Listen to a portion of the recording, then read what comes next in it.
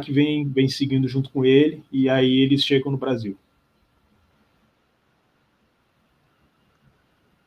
Que aula, meus amigos. Não pode ficar tranquilo em relação ao tempo. Uma aula dessa aí a gente não tem todo dia, então pode ficar tranquilo aí. Responda com a maior tranquilidade do mundo. É uma honra ter o seu conhecimento aqui e você partilhando isso com todos nós. E agora, falando da vinda do Maeda para o Brasil, aí conta um pouco para a gente se ele já foi direto lá para Belém, a relação dele com o Gastão Gracie, né, o pai do Carlos, pai do Hélio, dos 5 irmãos, do Oswaldo, do Gastão e do Jorge, ou se antes ele teve em algum lugar. Conta um pouco para a gente se ele teve em algum lugar antes, onde que ele se instalou até chegar em Belém, e depois como é que se deu de fato essa relação com o Gastão Gracie, com alguma coisa que o Gastão politicamente ajudou ele, alguma coisa em relação Brasil-Japão, como muita gente diz, e ele, como gratidão, ensinou o grande mestre Carlos. Enfim, conta um pouco para a gente sobre isso, né, mitos e verdades em relação à vinda dele para o Brasil. Destrincha isso para a gente, Gustavo. Ele vai chegar então pelo sul, né? E ele vai subindo, né, em direção ao norte do Brasil. Então ele passa Porto Alegre, ele passa em São Paulo. Em São Paulo ele chega aí no interior, vai em Ribeirão Preto, vai para o Rio de Janeiro. Lá no Rio de Janeiro ele encontra uns caras que já sabiam jiu-jitsu, né? Porque tinham treinado com um cara chamado Sada Miyako, que chegou no Brasil em 1908. Então ele já encontra ali mais ou menos um núcleo de jiu-jitsu de um pessoal que treinava. Dá aulas ali para a polícia e tudo mais. É uma época que ele se encontra com o Mário Aleixo, que ele se interessa pela capoeira. Conta o Mário Aleixo que ele começa a ir na casa do Zé Maria, que é um professor de capoeira lá da época, que depois vai ter alguma interação com os Gracie mais tarde, na década de 30, né? E conta o Mário Aleixo que o Maeda vai o tempo todo lá, porque quer saber da capoeira, né? Talvez até porque fica conhecido, provavelmente ele ouviu falar dessa história na época, quando ele chegou, porque quando o Sada Miyako chega no Brasil, ele luta com capoeira, né? E aí tem essa coisa da diferença cultural, né? Que o Sada Miyako vai cumprimentar o adversário dele, capoeirista, o cara vem dar um chute na cara dele e ganha a luta quase imediatamente, né? E então o Maeda, ele chega no Brasil e se interessa pela capoeira, né? E não só no sentido de aprender, mas ele fica até um pouco receoso, eu acho. Existem alguns jornais da época que vão dizer que eles meio que não estão querendo lutar com os capoeiristas e tal, né? O que acontece? Ele, de certa maneira, aprendeu com o pessoal de caravana e tal do wrestling a fazer um sistema para chamar atenção mesmo para evento, que era você fazer desafio ao público e desafio a outros lutadores. Bom, só para não pular uma parte que é importante, talvez, para a gente conectar uns pontos aí. Como eu tinha falado lá atrás, naquele dojo, né, ele descobriu naquela época que ele precisava sempre de um intermediário para fechar essas lutas, né? E no Brasil não foi diferente. Então, o cara que começou a ajudar, vamos dizer, a trupe a se apresentar no Brasil foi um cara chamado Pascoal Segreto. E ele era um cara que, trouxe muita gente de luta aí, boxe, wrestling, tudo para o Brasil para se apresentar e tudo mais. E o Pascoal Segredo, a trupe do Maeda meio que vai caminhando junto com esses eventos do Pascoal Segredo, né? Na verdade, a família, o Pascoal Segredo ele não teve filhos, né? Mas ele cuidou de alguns sobrinhos como se fossem filhos, né?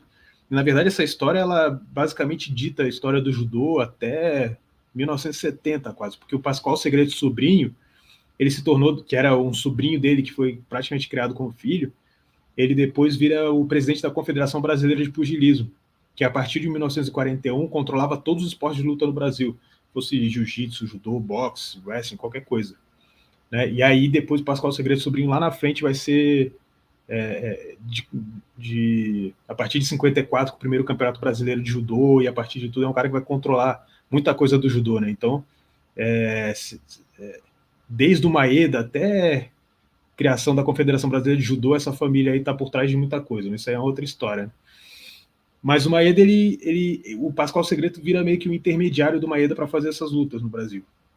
E ele vai seguindo junto com o cara, né? E cada lugar que ele vai passando, ele vai fazer uma coisa. No Rio de Janeiro ele para conversar com o cônsul do Japão, tal. Ele meio que nota que tem que ter um pouco essa coisa de você fazer essa integração com a comunidade japonesa, que em 1908 já estava chegando em peso aqui no Brasil, e lá nos Estados Unidos ele falou, né, que no livro, que Eles tinham até uma ideia de criar tipo uma associação japonesa de judô nos Estados Unidos, mas que não deu muito certo, porque não, enfim, eles não conseguiram juntar gente o suficiente, gente interessada o suficiente. Mas no Brasil tinha muita, estava começando, né, a chegar uma quantidade enorme de japoneses, né, por causa da imigração.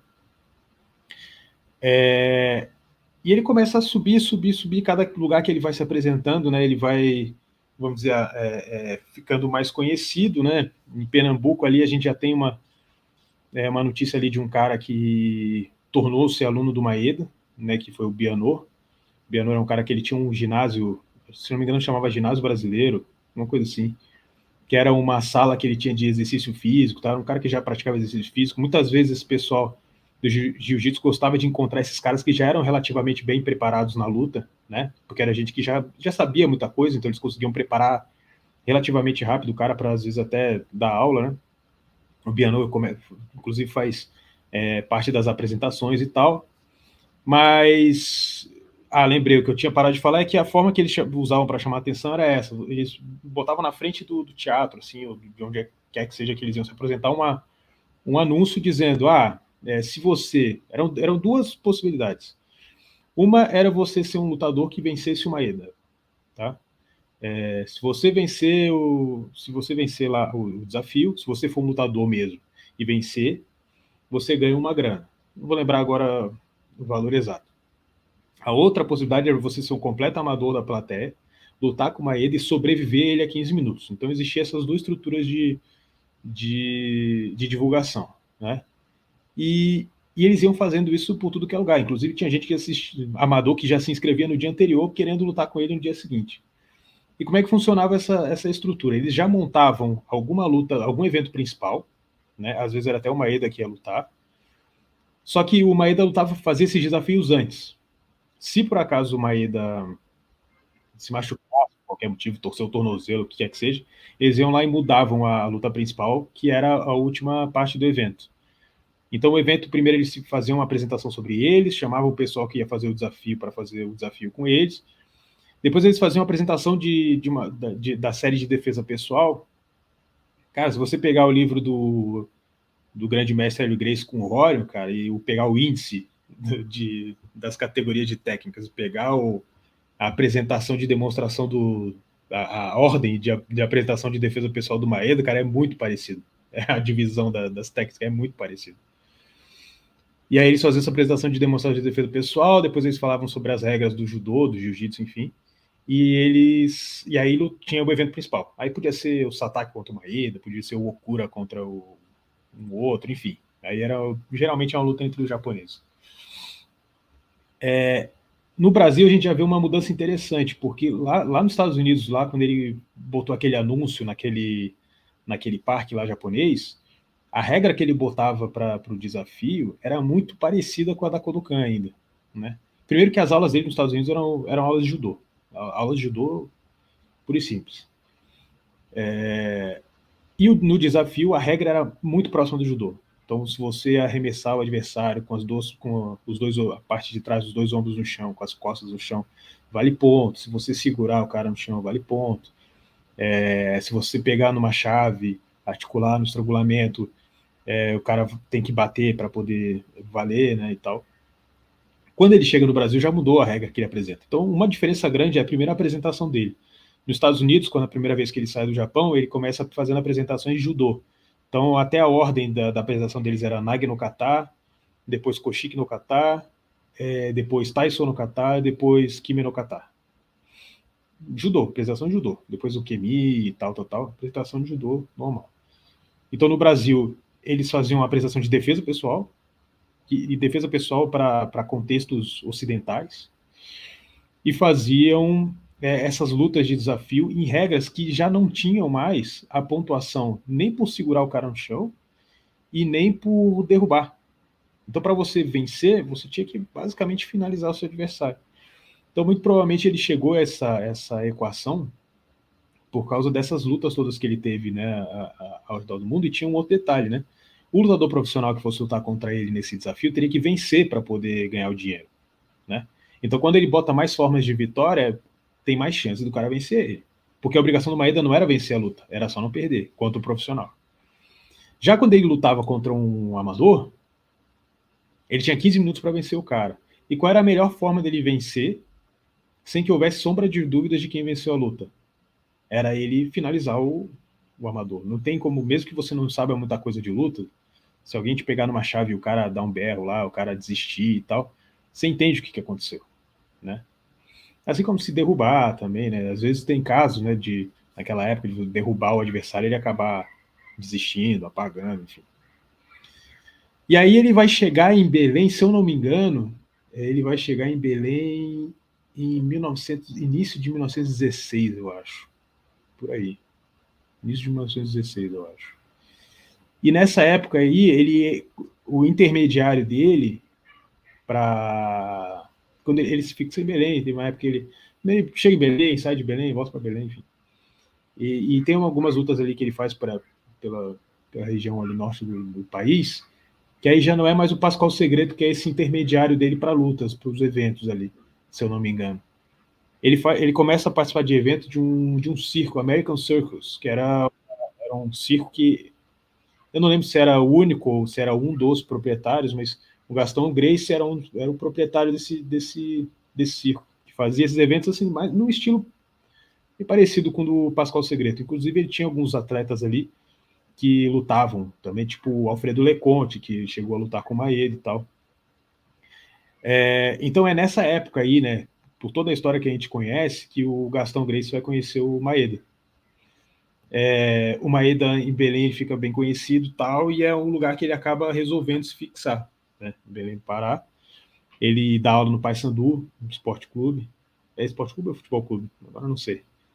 Não é o Paysandu, né? E, inclusive é bem próximo, se não me engano, da época de fundação do clube lá.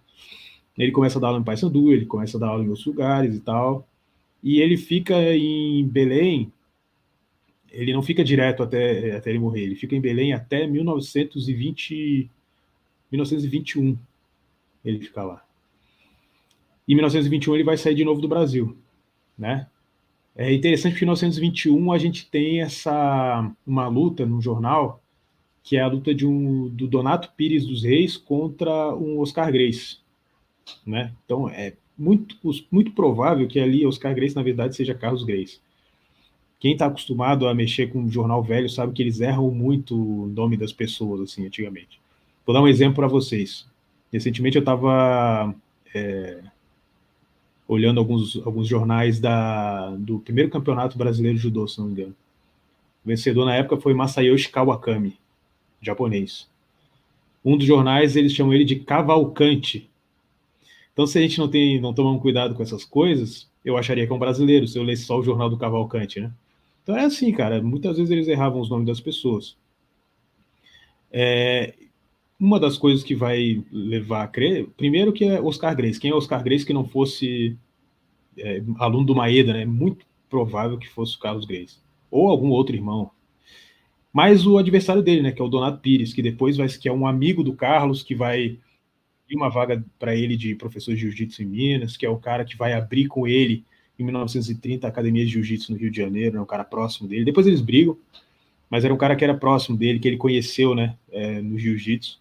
Então, é muito provável ali que fosse o Carlos Gracie. Sendo o Carlos Gracie, se o Gastão conheceu o Maeda ali em 1916, a gente teria aí, se já desde esse princípio, até porque o Maeda estava dando aula no Paysandu, tinha bastante gente querendo treinar com ele nessa época, a gente teria mais ou menos aí de 16 até 21, mais ou menos, a possibilidade do Carlos estar aprendendo com o Maeda.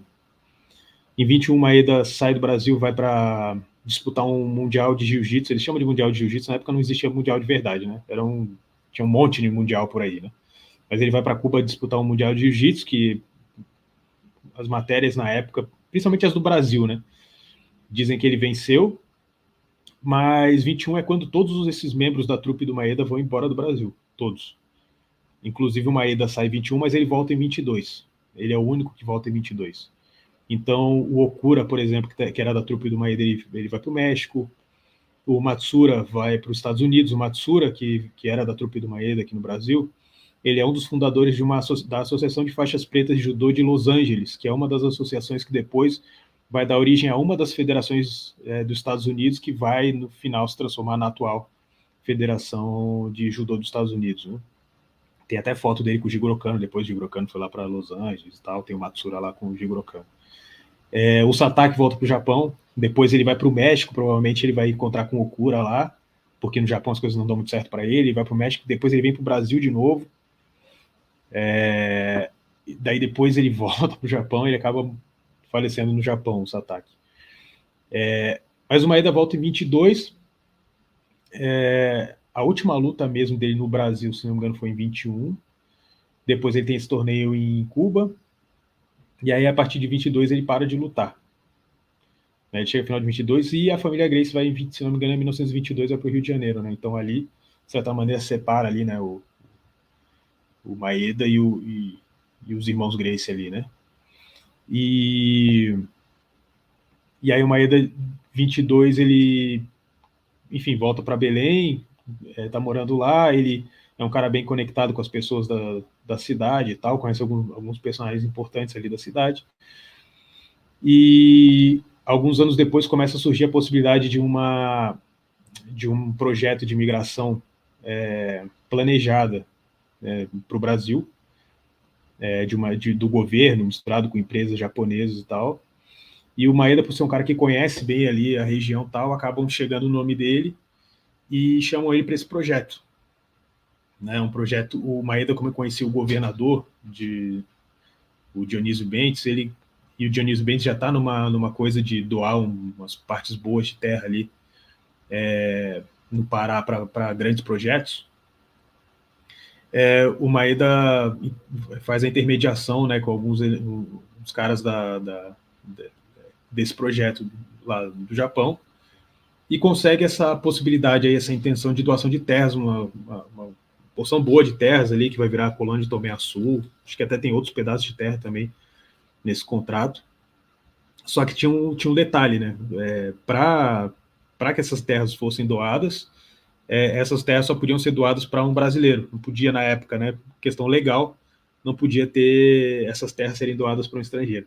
E aí, em 1926, final de 1926, o Maeda ele pede a naturalização brasileira. Esse processo ele demora um pouco, até tem a documentação desse processo do Maeda de naturalização, pedem um monte de coisa para ele, certificado de bons antecedentes, residência fixa, um monte de coisa. E esse processo ele demora até 1930, mas as empresas que vão controlar esse projeto de imigração já passam a existir antes. E aí o Maeda vira diretor da Companhia Nipônica de Plantações S.A. E aí é quando ele consegue um dinheiro bacana, assim, né? E aí, em 1930, ele recebe aí, efetivamente, o título, né? A naturalização dele como brasileiro, recebe essas terras, né? O Satake, ao que tudo indica, o Satake também nessa época volta para o projeto, mais ou menos o mesmo projeto, para receber outras terras, né, no nome dele, também se naturalizar, receber terras no nome dele, assim como o Maeda. É possível que o Maeda tenha botado ele nessa também, só que o Satake parece que as coisas não dão tão certo. O Maeda recebe essas terras, 1930, essa é uma história bem interessante, cara, que eu descobri não tem tanto tempo. Em 1930, o Maeda ele tenta doar uma parte dessas terras para Kodokan. Então ele manda, né, vem um dos caras ali da empresa tal no Brasil, ele dá uma carta de intenção de doação de terras lá no Pará para ser entregues para o Jigoro Kano, lá no Japão. E aí o Jigoro Kano recebe essa carta de intenção. Isso tem uma matéria em japonês que saiu lá no jornal lá do Japão, contando isso na época, né? E o Jigoro Kano fala assim, que o Maeda é um dos seus melhores discípulos e tal, que ele vai olhar com carinho essa oferta e tudo mais, e que ele vai dar uma resposta, mas que ele está interessado. E qual era a ideia? A ideia toda, no final das contas, era que fosse criada, vamos dizer assim, uma filial ou um espaço de judô, vamos dizer assim, não é controlado, né, mas gerenciado de alguma maneira pela Kodokan no Brasil, né?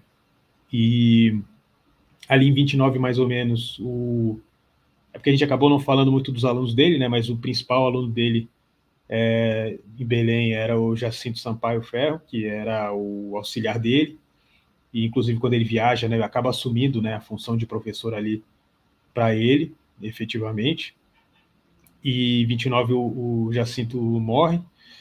Só que nesse grupo de japoneses que chegam para essa imigração planejada que o Maeda está envolvido, chegam vários caras que depois vão se tornar importantes aí no judô brasileiro. Por exemplo, Tokuzo Terazaki, o Katsutoshi Naito, e um desses praticantes de judô que chegam nesse grupo, né, que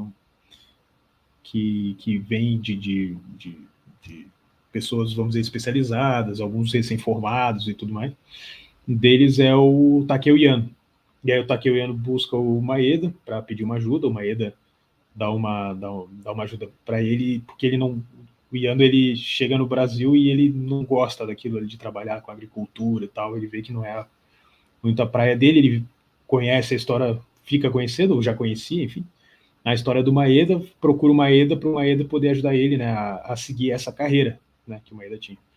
E ele começa a dar aula junto com o Maeda, né, ali em Belém, né, tem algumas pessoas como o Capitão Souto, que vai nessa época para lá, que o Yano está dando aula, e aí o Yano vai vir para o Rio de Janeiro só em 34, que aí ele vai entrar para aquela... Tem uma vaga de instrutor de jiu-jitsu na Marinha, né? Inclusive, vamos dizer assim, o adversário dele ali para a vaga era o Carlos Grace. O Takeo Yano acaba conseguindo a vaga, e aí é quando ele vai para o Rio de Janeiro. E aí, assim, basicamente, a partir daí, o Maeda ele vai trabalhar com essa coisa da imigração, ele lança um livro sobre judô, ele chega a ser convidado para ser um ali dos membros diretores ali de uma associação de faixas pretas em São Paulo, a Associação de Faixas Pretas de Judô, né, que já na época já tinha uma federação bem grande de judô aqui em São Paulo, que acaba em 41 sendo obrigada a ser a dissolução acaba sendo dessa federação acaba sendo feita por obrigação, por imposição do governo brasileiro, né, porque o Brasil corta as relações com o Japão e tal, mas é uma federação que nessa época já está bem grande, e aí um dos caras dessa federação, que chama Tatsuo Okochi, que era na época, os dois mais graduados da Kodokan no Brasil na época era o Maeda e o Okochi. E aí convidam o Maeda era se não me engano, era um dan acima do Okochi, acho que o Maeda era 7º dan e o Okochi 6º dan, algo assim. E aí eles convidam o Maeda para vir para São Paulo para fazer, enfim, para, né, de alguma maneira fazer parte desse projeto aí da Associação de Faixas Pretas de Judô, da Kodokan, né, ligada diretamente à Kodokan, e só que ele acaba não vindo, né, a distância é grande. O Maeda, depois de uma certa época, ele não sai muito mais de lá, ele vem algumas vezes até para o Rio de Janeiro, na época desse projeto aí, mas ele não sai mais tanto de lá. Em 39, quando o Kotani vem para o Brasil, ele fala que queria encontrar o Maeda, mas como ele não vai até o Pará, então o Maeda também não vem aqui para encontrar com ele. Eu acho que deu para fazer o fechamento, né? Porque da história, porque o Maeda ele vai falecer em 41, se não me engano. Não, show de bola. Agora, só uma dúvida, né? Lógico que você acabou de respondendo, mas a gente sabe que existe um grupo de pesquisadores que falam que o grande mestre Carlos não foi aluno do Maeda, mas você acabou respondendo, falando sobre alguns dos grandes nomes